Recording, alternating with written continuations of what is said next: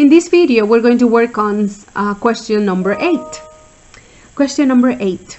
A probability experiment consists of rolling a fair six-sided die. Okay, I highlight that because there are different types of dice. So this one is 8. Find probability, keyword. That means that I need to create a fraction. Maybe they want a simplified fraction. Maybe they want me to turn that fraction into a decimal, or maybe they want me to turn that fraction into a percent.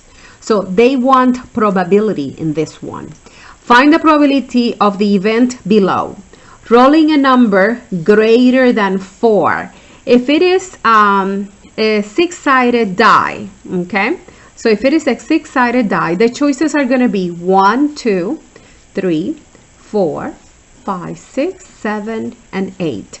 That's the sample space, the numbers that are in the die. So the probability of rolling a number greater than 4, those numbers are, okay. So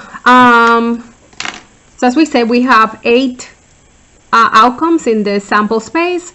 So keyword, they're asking you for the probability. The numbers that are greater than 4 are 5, 6, 7, 8. There are 4 numbers.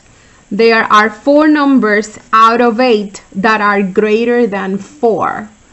So on question number 8, this is equal to, they want type an integer or decimal rounded to 3 decimal places.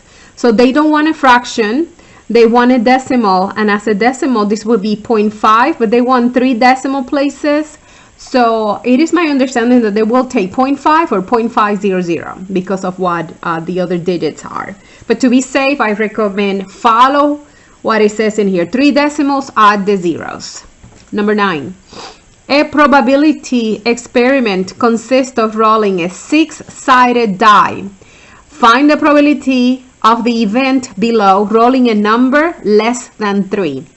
First of all, it says a six-sided die. What is the sample space? You can get a 1, a 2, a 3, a 4, a 5, or a 6. You can roll any one of those 6 numbers. It is not asking you for the sample space, but I highly recommend that you write down the sample space and then read it, because you try to do it so fast and you messed up. Especially if you haven't done this for a long time or ever, take the time to write the sample space. So rolling a number less than 3. 3 is not included. The numbers that are less than 3 are 1 and 2. They're just 2 numbers. It's the amount of choices.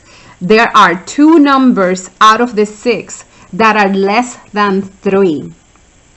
Therefore, they want a decimal rounded to 3 decimal places.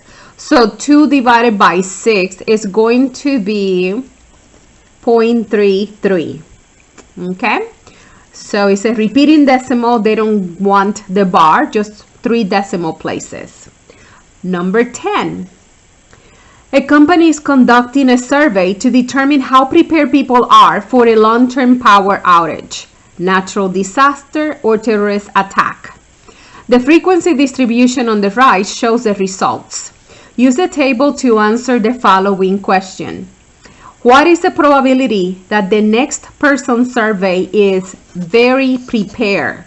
Again, keyword, they want a probability. So you have to come up with a fraction that is either asking you to simplify the fraction, to turn it into a decimal, or turn it into a percent.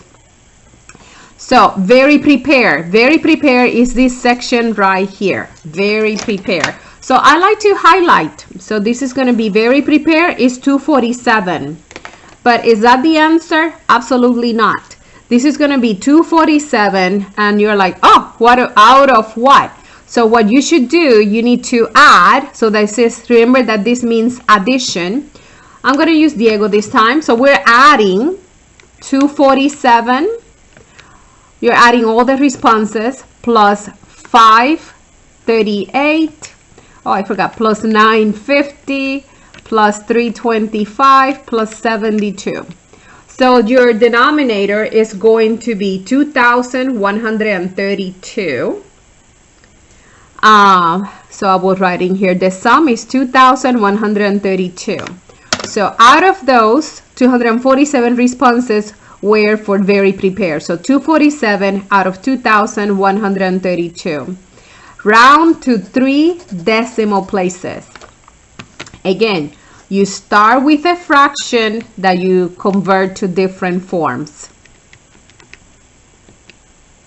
And I got 0.1156, but they want 3 decimal places.